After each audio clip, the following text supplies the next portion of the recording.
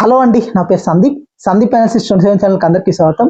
ఈరోజు main topic వచ్చేసి KK survey sensation గా ఇప్పుడు పవన్ కళ్యాణ్ గారి మీద పార్టీ గురించి సర్వే అనేది వేయడం అనేది జరిగిందండి. దాని గురించి మనం మాట్లాడుకోబోతున్నాము. ఒక చిన్న రిక్వెస్ట్ ఏంటంటే నా ఛానల్ని సబ్స్క్రైబ్ చేయండి. సబ్స్క్రైబ్ చేసుకొని బెల్ ఐకాన్ యాక్టివేట్ చేయండి. కేకే సర్వే ఒక సెన్సేషన్ గా జనసేన పార్టీ గురించి ఒక మెయిన్ గా వ్యాఖ్యలు అనేది చేయడం అనేది జరిగిందండి. ఏమని చెప్పారంటే, ఫస్ట్ వచ్చేసి జనసేన పార్టీకి క్యాడర్ ఎవరు కూడా జనసేన పార్టీని ఎవరు నమ్మట్లేరు అనేది కేకే సర్వేలో చెప్పడం అనేది జరిగిందండి. అలాగే వచ్చేసి నెక్స్ట్ టైం ఒక 60-70 సీట్లు తీసుకున్నా అక్కడ కంటెస్ట్ చేసే అంత కెపాసిటీ అనేది జనసేనకు లేదనేది కేకే సర్వే అనేది చెప్పడం జరిగింది. ఇంకోటి ఏం చెప్పారంటే, క్యాడర్ కూడా బూత్ కమిటీస్ అవన్నీ కూడా ఇవ్వట్లేదు, సంస్థాగతంగా బలోపేతం అవ్వట్లేదు పార్టీ అనేది కేకే సర్వే అనేది చెప్పడం జరిగిందండి. ఈ కారణాలు అనేది కేకే సర్వే అనేది ఇవ్వడం అనేది జరిగింది ఏదైతే జనసేన పార్టీకి. ఇది నిజమే అండి. చాలా వరకు ఎవరైతే పవన్ కళ్యాణ్ గారు తను చెప్పిన ఏవైతే హామీలను కానీ ఏవైతే చెప్పారో తన అధికారంలోకి వచ్చిన తర్వాత అంత ఇంప్లిమెంటేషన్ అనేది కరెక్ట్గా జరగట్లేదండి. అది మెయిన్ ప్రాబ్లం. ఇంకోటి ఏంటంటే, చాలా మంది ఏదైతే కూటమితో కలిసినప్పుడు అధికారం వచ్చినప్పుడు చాలా మంది కూడా పదవి అనేది ఎక్స్పెక్ట్ చేయడం అనేది జరిగింది. వాళ్ళ క్యాడర్లో చాలా మందికి పదవులు అనేది రాకపోవడం వల్ల చాలా మందికి ఆ ఎక్స్పెక్టేషన్ అనేది పోవడం వల్ల ఇప్పుడు ఎవరు కూడా పార్టీని నమ్మట్లేరు. మెయిన్ ప్రాబ్లం అది. ఇంకోటి ఏంటంటే, చాలా రోజుల నుంచి మనం చాలా వీడియోస్లో చెప్పుకుంటున్నామండి, అయితే జనసేన పార్టీ బూత్ కమిటీస్ అనేది పూర్తి స్థాయిలో వేయాల్సిన అవసరం ఉంది అనేది ఇప్పటి నుంచి కాదు, చాలా రోజుల నుంచి నేను చెప్తున్నాను ఈ విషయం. బూత్ కమిటీలు కానీ ఎక్కడైతే కానీ ఒక 20 నియోజకవర్గాల్లో కమిటీస్ అనేది ఉన్నాయి, కానీ మొత్తము కమిటీస్ అనేది పార్టీకి లేకపోవడం అనేది మెయిన్ ప్రాబ్లం. ఇంకోటి ఏంటంటే, చాలా ఏరియాస్లో వచ్చేసి క్యాండిడేట్స్ కూడా లేరండి. మెయిన్ ప్రాబ్లం అది. లాస్ట్ టైము ఒక స్థానాల్లో గెలిచిన జనసేన పార్టీకి చాలా మంది తెలుగుదేశం క్యాండిడేట్లు ఉన్నారు, ఒక 4-5. మెయిన్గా వాళ్ళ సొంత క్యాండిడేట్స్ కూడా వాళ్ళకి లేరు. అది మెయిన్ ప్రాబ్లం అండి జనసేన పార్టీకి. ఇంకొకటి ఏంటంటే, జనసేన పార్టీ నామినేటెడ్ పోస్టుల్లో ఎక్కువ ఎక్స్పెక్ట్ చేయడం అనేది జరిగింది కార్యకర్తలు అనేవాళ్ళు. కానీ నామినేటెడ్ పోస్టుల్లో ఏదైతే జనసేన పార్టీకి అనేది ఒక 10% వరకే ఇచ్చారు. 90-80% వరకు ఏదైతే టీడీపీ పార్టీకి అనేది ఎక్కువగా ఇవ్వడం అనేది జరిగింది. ఇంకోటి ఏంటంటే, ఇంతకుముందు ఎన్నికల ముందు పవన్ కళ్యాణ్ గారు చెప్పింది ఏంటంటే 33% అనేది నామినేటెడ్ పోస్టుల్లో జనసేనకు వస్తుంది అనేది ప్రకటించడం అనేది జరిగింది. కానీ ఏది కూడా కార్యకర్తలకు అనేది రాలేదండి. అది మెయిన్ ప్రాబ్లం అనమాట, ప్రజల్లో నమ్మకపోవడానికి కారణం. ఇంకోటి ఏంటంటే, క్యాడర్లో కూడా చాలా వరకు కూడా జనసేన పార్టీని ఇప్పుడు ఎవరు నమ్మట్లేరు. ఎందుకంటే ఏదైతే పదవులు అనేది పార్టీ ఇస్తామని ప్రకటించింది, కానీ ఎవరికి కూడా పదవులు అనేది రావట్లేదు ఏదైతే జనసేన పార్టీలో. ఆ 33% అనేది ఇచ్చి ఉంటే ఇప్పుడు సాటిస్ఫై కొంచెమన్నా అయిండొచ్చు, కానీ ఈ 33% అనేది జనసేన పార్టీకి రాకపోవడం మెయిన్ ప్రాబ్లం. ఇంకోటి ఏంటంటే, బూత్ కమిటీస్లో కూడా ఏదైతే వీళ్ళు కమిటీస్ అనేది యుద్ధ ప్రాతిపదికన వేసుకోవాల్సిన అవసరం ఉందండి. ఎందుకంటే ఎలక్షన్ అనేది ఇంకొక 3-4 ఏళ్ళు ఉంది. ఒక ఇయర్ అనేది అయిపోయింది. ఇప్పుడు ఒక 5 ఏళ్ల కాలంలో మెయిన్గా డెవలప్ చేయాల్సిన అవసరం ఉంది. ఇంకోటి ఏంటంటే, ఇప్పుడు సంస్థాగతంగా నిర్మించకపోతే చాలా కష్టంగా ఉంటుంది పార్టీకి. ఎందుకంటే ఇప్పుడు అధికారంలో ఉంది పార్టీ. అధికారంలో ఉన్నప్పుడు కంపల్సరీగా సంస్థాగతంగా పార్టీని నిర్మించాల్సిన అవసరం అనేది ఉంది. కానీ ఆ పని పవన్ కళ్యాణ్ గారు చేయట్లేదు. ఇంకో విషయం ఏంటంటే, పవన్ కళ్యాణ్ గారు తన మనుషుల్ని మెయిన్గా బూత్ కమిటీస్లో కానీ లేదా క్యాండిడేట్లలో కానీ తన మనుషుల్ని ఇంక్లూడ్ చేసుకుంటే బెటర్. వేరే పార్టీల నుంచి తీసుకోవడం కన్నా తన నమ్మకం ఉన్న వ్యక్తులను ఇంక్లూడ్ చేసుకుంటే వాళ్ళు పార్టీకి ఉపయోగపడతారు. ఇప్పుడు తెలుగుదేశం పార్టీ నుంచి కొంతమంది వచ్చారండి, 2-3. వాళ్ళు వచ్చేసి తెలుగుదేశం పార్టీకి పనిచేస్తారు తప్ప జనసేనకు పనిచేయరు. అలాగే వచ్చేసి చాలా ఏరియాస్లో వచ్చేసి కూటమికి అండ్ జనసేన పార్టీకి చాలా ఎక్కువగా గొడవలు అనేవి జరుగుతున్నాయి. ఎందుకంటే అక్కడ ఏదైతే తెలుగుదేశం క్యాండిడేట్ ఉన్న దగ్గర వచ్చేసి చాలా వరకు జనసేన వాళ్ళకి ఎలాంటి ప్రాధాన్యత ఇవ్వట్లేదండి. అలాగే వచ్చేసి జనసేన ఉన్న దగ్గర క్యాండిడేట్ వచ్చేసి తెలుగుదేశం పార్టీకి ఎక్కువ ప్రాధాన్యత ఇవ్వట్లేదు.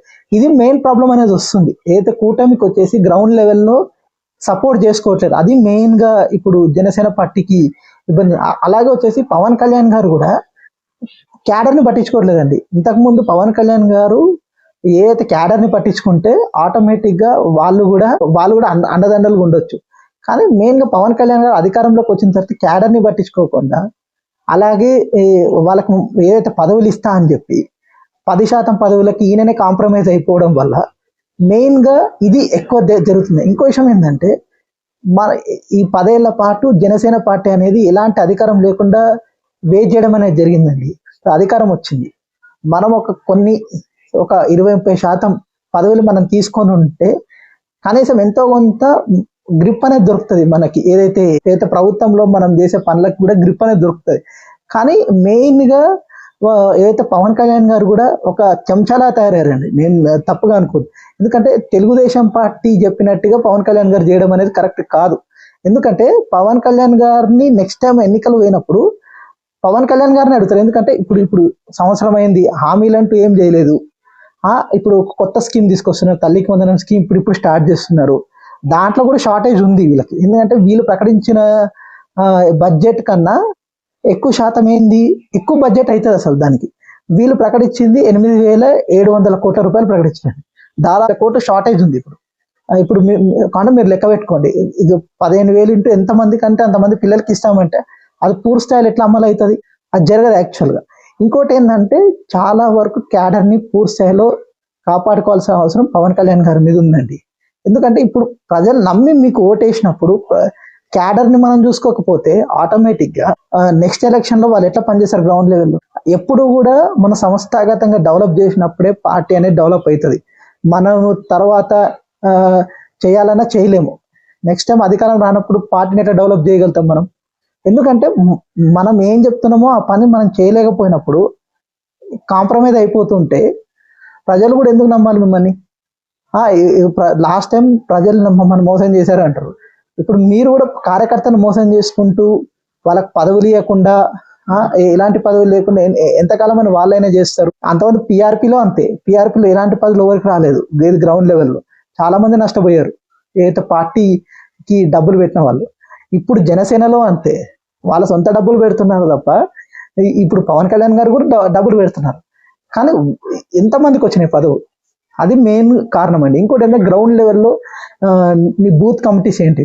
నీ బూత్ కమిటీస్ వేసుకుంటే నీ క్యాండిడేట్లని ఒక 60-70 సీట్స్లో నెక్స్ట్ టైము బలంగా నిలబడి ఉండాలనుకుంటే నీ సొంత క్యాండిడేట్లు ఎవరు అనేది ఒక క్రియేట్ చేసుకోవాలి.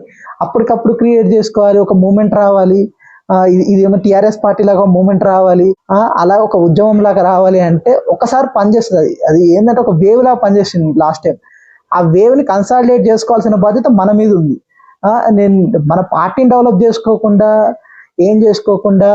చేసుకుంటూ పోతే ఇది చాలా కష్టమైంది. ఆల్రెడీ గ్రౌండ్ లెవెల్లో ఏంది, బూత్ కమిటీస్ అనేది ఎవరైతే నమ్మకం ఉన్న వాళ్ళు మీరు మానిటరింగ్ చేస్తుంటే బెటర్. లేకపోతే నాగబాబు గారికి అప్పగేయండి. ఏదో బూత్ కమిటీస్ అన్నిటిని కూడా ఆయన వేస్తూ ఉంటారు. మీరు ఎలాగో ఇప్పుడు ఏదో మంత్రిగా ఉన్నారు కాబట్టి చాలా పనులు ఉండొచ్చు. బూత్ కమిటీస్ అనేది ఎవరైతే నాగబాబు గారికి అప్పగిస్తే ఆయన బూత్ కమిటీస్ అన్ని కూడా వేస్తుంటారు. మంచిగా వేస్తుంటే ఈ మొత్తం ఐడెంటిఫై చేస్తారు, ఎవరిని కమిటీస్లో ఎవరినోని పెట్టాలి ఏందనేది అంతా కూడా చేస్తుంటారు. దాన్ని పూర్తిగా దృష్టి పెట్టాల్సిన అవసరం ఉంది. ప్రజల్లో నమ్మకం పోగొట్టుకుంటే మళ్ళీ ఒక 10-15 ఏళ్ళు ఆగాల్సి వస్తుంది. మనం ఇది చాలా గుర్తుపెట్టుకోవాల్సిన అవసరం ఉంది. పూర్తిగా మనం ఒక చరిష్మా మీద మనం ఒక డిపెండ్ అయి ఉండకూడదు. నన్ను చూసి ఓటేస్తారు అంటే ఎంతకాలం అని వేస్తారు? ఇప్పుడు నీ అధికారం చూసిరు, నువ్వేం చేయలేదు ఒక సంవత్సర కాలం నుంచి, చేయనప్పుడు నీకెట్లా ఓటేయాలి ఇప్పుడు అనే ఒక మెయిన్గా ఈ సర్వేలో నాకు అనిపించిందండి. ఎందుకంటే ఎవరిని నేను క్రిటిసైజ్ చేయట్లేదు, ఎందుకంటే ఇది గ్రౌండ్ రియాలిటీ. మనం ఎట్లా డెవలప్ చేయాలి పార్టీని, బూత్ లెవెల్ నుంచి ఎట్లా డెవలప్ చేయాలి, ఆర్గనైజేషన్గా డెవలప్మెంట్ ఎలా జరగాలి అనేది మనం పూర్తిగా ఆలోచించాల్సిన అవసరం ఉందండి. నా ఇన్ఫర్మేషన్ కానీ మీకు నచ్చినట్టయితే కింద సబ్స్క్రైబ్ బటన్ ఉందండి, సబ్స్క్రైబ్ చేసుకొని బెల్ ఐకాన్ యాక్టివేట్ చేసుకోండి. ఎంబడే మీకు కొత్త నోటిఫికేషన్ అనేది వస్తుంది. కొత్త వీడియో పెట్టగానే లైక్ చేయండి, షేర్ చేయండి, కామెంట్ చేయండి.